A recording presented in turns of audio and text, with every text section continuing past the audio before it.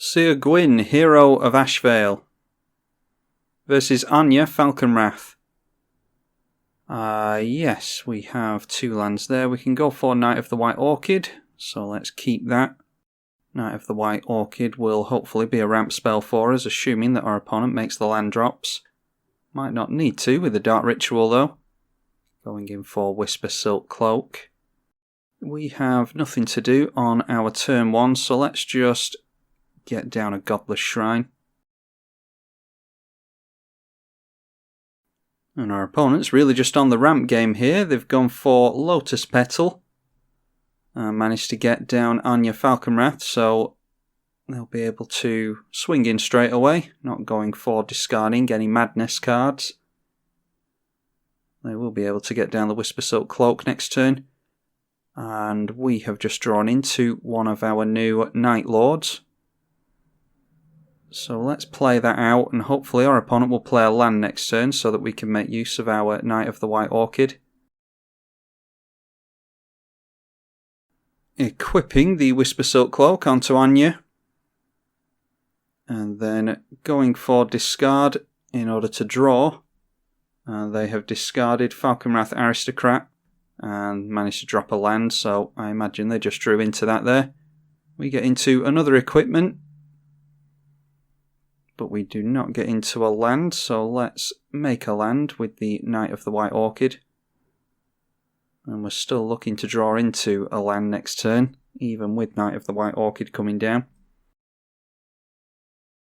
And then we'll just swing in with our Inspiring Veteran.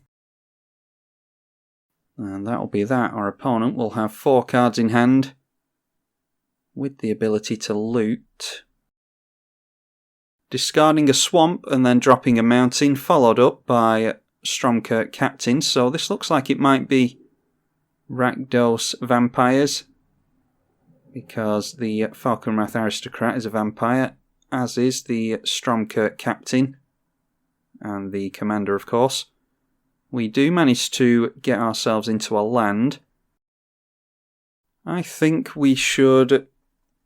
yeah, we'll swing in with our first striker. Our opponent can't block that very effectively.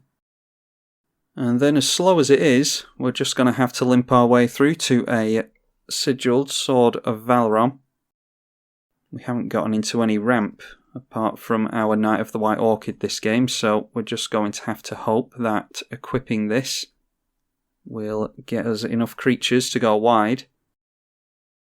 Definitely Vampire Tribal, a Falkenrath Marauders coming down. That's a flyer with haste. And when it deals combat damage to a player, you put 2+ counters on it. Our opponent swings in with everything. We are not going to block here.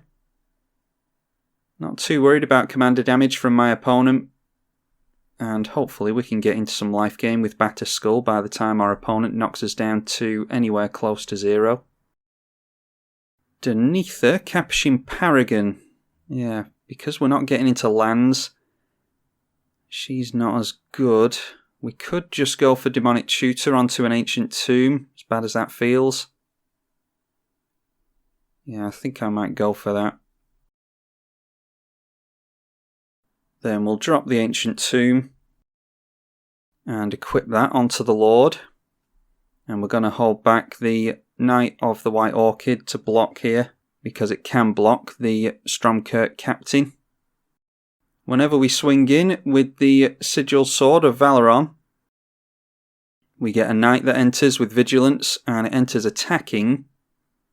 And like I said, we do have a Lord in play, so that actually enters as a 3/3. Would be a 2/2 otherwise. So I think we can outrace our opponent here, especially when we get Batter Skull into play. Although I think we're going for our commander next turn. Or actually, now that I think about it, yeah, getting down the Batter Skull first would be a better plan. And then if we want to re-equip Batter Skull, we can do it for free. Put that onto our commander and start getting some commander damage through. A Madness card is being discarded, and I think that's a removal spell. Destroy a non-black creature, yes, so they're going after our Lord there. Unfortunately, don't have the Boros Charm mana held up. And because our opponent discarded a Madness card, Anje gets to untap. Going to discard another land, and then I think they drew into a mountain because that's what they played there.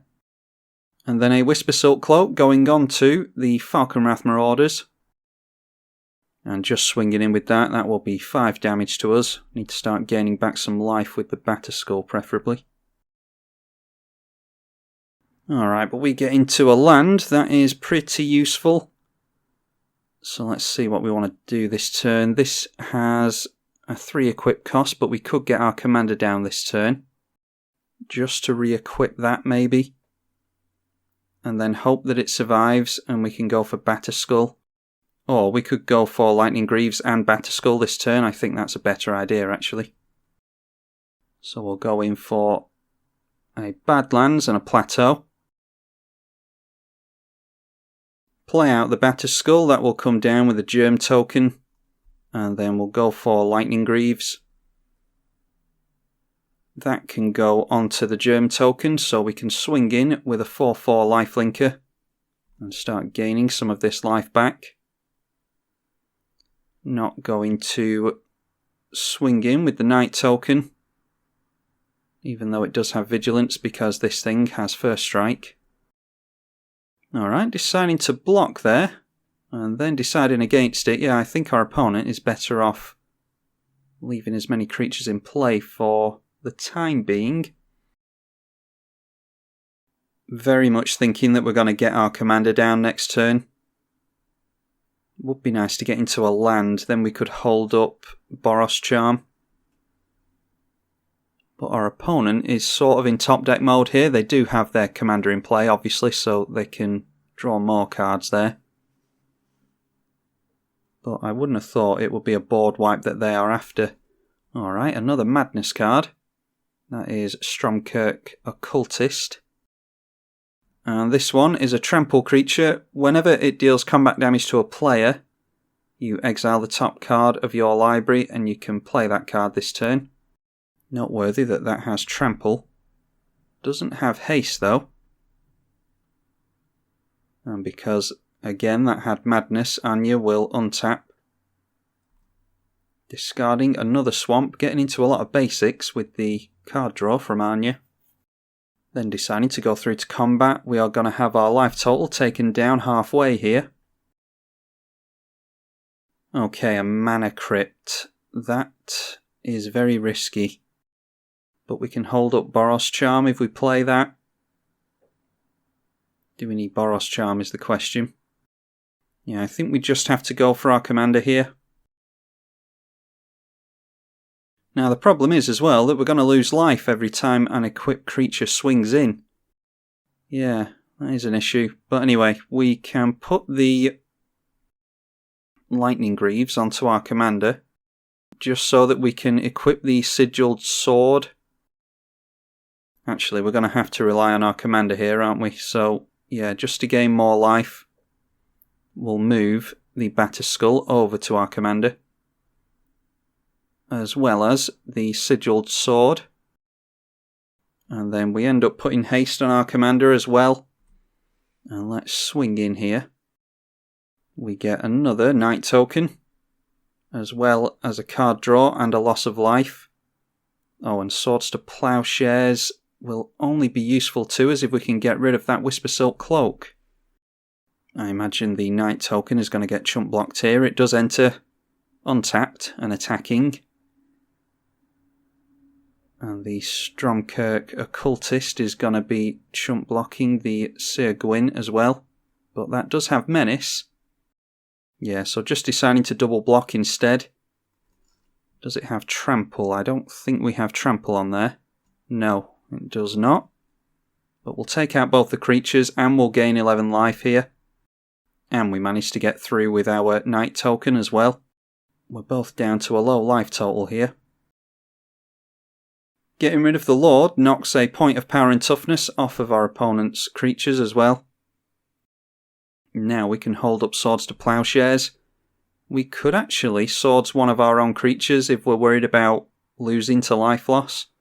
But I don't really want to burn that on our opponent's commander just yet. They just drew into a mountain. So they played that out straight away. 2 cards left in hand. A Phylactery Lich. That has indestructible and it's a 5/5. When it enters, you put a Phylactery counter on an artifact you control. And when you control no permanents with Phylactery counters on them, then you have to sacrifice this. So that effectively means... do they have to put that on one of their own artifacts? Yes, you control. So if we can get rid of the Whispersilk Cloak, we'll get rid of 2 permanents there. Swinging in with the 8/8, and that will be a 10/10 in the air. That might be the thing that gets rid of us this game. And then I think we're going to have to get rid of that Phylactery Lich because it can just chump block. So we'll force our opponent to block with Anje. Okay, a Dark Steel Plate. Let's go for that Dark Steel Plate. And we'll have to move the Lightning Greaves off of our commander to put the Dark Steel Plate onto her. Then we don't have to worry about swinging in now, I don't think. Let's just swing in with everything and start really trying to put pressure on our opponent. We'll lose a couple of life here. And there's an Enlightened Tutor, so maybe going in for... yeah, another equipment with that would be pretty good. Oh, I didn't actually work that out there. Because our commander has Menace, our opponent couldn't block there, and we just about managed to squeeze through enough damage, putting our opponent down to 0 exactly. But they would have just been swinging in for a 10/10 in the air next turn, and that obviously would have knocked us down to 6. And then let's see what we would have drawn into had we not have gone for Enlightened Tutor. Another Knight. So yeah, probably would have gone for Enlightened Tutor anyway, maybe in for something that gives us double strike or more life gain. I think we have Basilisk Collar in here, so perhaps more life gain. But yeah, first time going up against Anje, as far as I can remember anyway. And that went pretty well for us, I think. A little bit mana screwed in the early game, but hopefully the more games we play, the more we can get into our signets and things. I'll be sure to play it much more, and we'll see what you all think of it. I'm tribalkai on the EDH channel. Thank you for watching.